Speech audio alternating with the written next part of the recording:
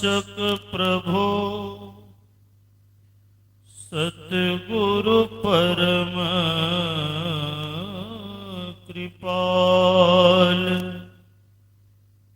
नमो कंज पद युग पकड़ी सुन प्रभु नजर निहाल।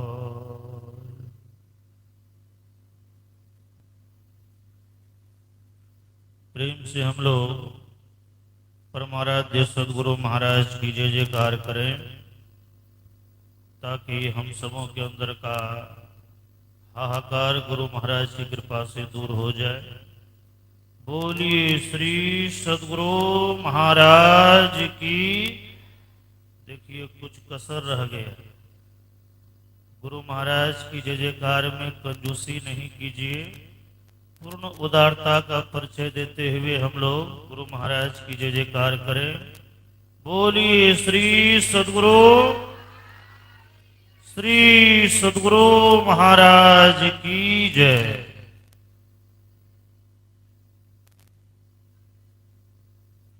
परमाराध्य सदगुरु महाराज के परम पावन श्री चरणों में अनंत बार नमन। मंचासीन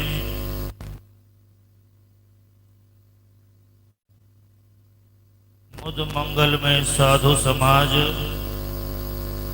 सत्संग प्रेमी महानुभाव, माताओं एवं बहनों,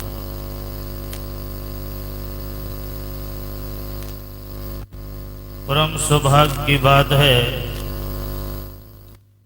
हम लोग कल से ही संत सदगुरु महर्षि में ही परमहंस महाराज के इस दरबार में पूज्यपाद महर्षि योगानंद जी महाराज के सानिध्य में बैठकर उनके प्रवचन को सुनकर के जीवन का कल्याण कर रहे हैं। उन्हीं के आदेशानुसार हम लोगों पर भी उनकी कृपा हुई है, उनका आदेश हुआ है, तो उनके वचन के पालनार्थ थोड़ी सी सेवा हम लोग भी जितने गुरु भाई लोग हैं सभी कर रहे हैं। बोल तो मैं रहा हूं, लेकिन बोलवाने वाले परमाराध्य सदगुरु महाराज हैं। उन्हीं के आशीर्वाद से थोड़ी सी आप सबों की सेवा में निवेदन कर रहा हूं। अभी हम लोग पाठ के क्रम में सत्संग योग भाग 1 से भगवान शंकर और ब्रह्मा जी का संवाद सुन रहे थे। हम लोगों ने सुना योगहीन ज्ञान मोक्षप्रद नहीं होता। कहीं से हम आपका वियोग हुआ है, तब तो संत महात्मा लोग योग की बात कर रहे हैं। किनसे हमारा वियोग हुआ है, तो संत महात्मा लोग बताते हैं, यह जीव जो परमात्मा का अंश है, इस संसार में आने के बाद यह जीव और पीव एक ही था, लेकिन इस संसार में आने के बाद इस जीव का बिलगाव पीव यानी परमात्मा से हो गया। जब तक परमात्मा से इस जीव का मिलन यानी योग नहीं हो जाता है, यह जीव दुख में पड़ा हुआ है। और आज से ही नहीं, जब से यह जीव कोई न कोई शरीर धारण करके इस संसार में आया है, तब से ही दुख में पड़ा हुआ। कोई जरूरी नहीं है कि चलते फिरते शरीरों में ही इस जीव का वास है। भगवान श्री राम ने अपने श्रीमुख से कहा है, आकर 4,84,000 जोनि भ्रमत यह जीव अविनाशी, फिरत सदा माया कर प्रेरा, काल कर्म स्वभाव गुण घेरा। चार खानियों के अंदर 84 लाख प्रकार का योनि। पहला है अंडज, दूसरा है पिंडज, तीसरा है उष्मज, चौथा है अंकुरज। जो अंडे के द्वारा पैदा लेता है उसको अंडज कहा जाता है। जो पेट के द्वारा पैदा लेता है उसको पिंडज कहा जाता है। जो गर्मी सर्दी ऋतुओं के अनुसार पैदा होता है उसको उष्मज कहा जाता है। जो बीज यानी अंकुर के माध्यम से उत्पन्न होता है उसको अंकुरज कहा जाता है। इसी चार खानियों के अंदर 84 लाख प्रकार का योनि, चाहे वो कोई वृक्ष का हो शरीर हो, पहाड़ का शरीर हो, कोई कीट पतंग का शरीर हो, कोई जानवर का शरीर हो या मनुष्य का शरीर हो। इसी चार खानियों के अंदर में यह 84 लाख प्रकार का योनि। यह जीव परमात्मा से बिछुड़ करके इसी चार खानियों के अंदर चक्कर लगा रहा है। जब तक किसी भी शरीर में यह जीव पड़ा हुआ है तब तक दुख में पड़ा हुआ है। तो और किसी शरीरों में जाकर के इस जीव का कल्याण नहीं हो सकता। कल्याण जब भी होगा एक मनुष्य के शरीर के द्वारा है।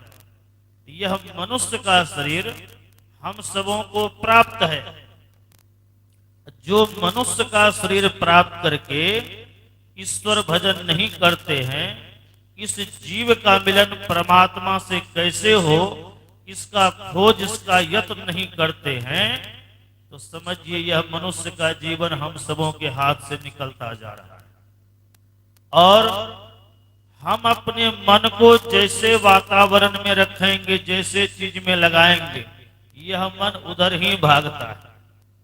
जो सांसारिक दृश्यों, सांसारिक वातावरणों में अपने मन को लगाते हैं, यह मन बार बार वही चाहता है, वही खोजता है। लेकिन जब संतों के बताए हुए युक्ति से हम सत्संग करते हैं, ध्यान करते हैं, कथा का पान करते हैं, ईश्वर की भक्ति करते हैं, तो पहले यह मन सत्संग भजन में नहीं लगता।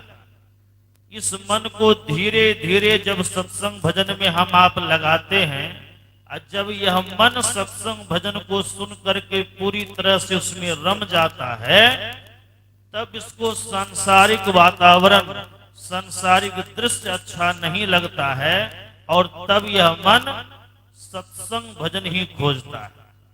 तो जब यह मन सत्संग भजन खोजेगा, भक्ति प्रारंभ हो चुकी है, यदि समय के रहते हुए भक्ति पूरी हो गई, तब तो आवागमन के चक्र से इस जीव की मुक्ति हो जाती है और यह जीव परमात्मा में मिलकर एक में एक हो जाता है। यदि भक्ति प्रारंभ हुई और बीच में ही शरीर छूट गया, भक्ति पूरी नहीं हुई, तो क्या होता है? यह जीव जब भी कोई शरीर धारण करेगा तो किसी पवित्र योगी कुल में कोई न कोई शरीर धारण करके इस जीव का पुनः भक्ति करने के लिए आना पड़ता है। और भक्ति प्रारंभ हो चुकी है, अधूरी भक्ति है, फिर गुरु की सहायता से जब भक्ति प्रारंभ होती है तो भक्ति करते करते एक न एक दिन इस जीव का मिलन पीव से हो जाता है। जब पीव से होता है तो इसी दशा को मुक्ति कहते हैं, मोक्ष कहते हैं, छुटकारा कहते हैं। बिना संतों के शरण में आए इस जीव का मिलन परमात्मा से नहीं हो सकता। एक संतों के पास ही वह युक्ति है जिस युक्ति के द्वारा ईश्वर भक्ति हम कर पाते हैं, तब इस जीव का कल्याण होता है। परमाराध्य सदगुरु महाराज के हृदय स्वरूप महर्षि शाही स्वामी जी महाराज कहते हैं, गुरु युक्ति से ताकू गगन में तब झलके एक तारा रे, वह तारा गुरुदेव बतावे ज्योति महल का द्वारा।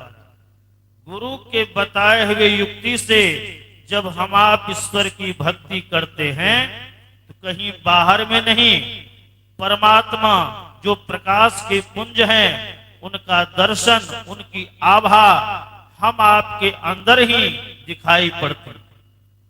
एक बड़े अच्छे संत हुए हैं शिव नारायण स्वामी जी महाराज, जिनकी वाणी को गुरु महाराज ने सत्संग योग भाग 2 में दिया।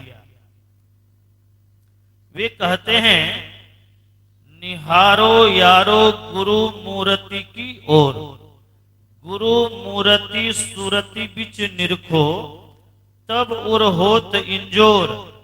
और तब क्या होता है, छूटत कर्म तार सब टूटत, फूटत कठिन कठोर, शुभ और अशुभ कर्म न लागे, जागी धरो गृह चोर, निहारो यारो गुरु मूर्ति की ओर।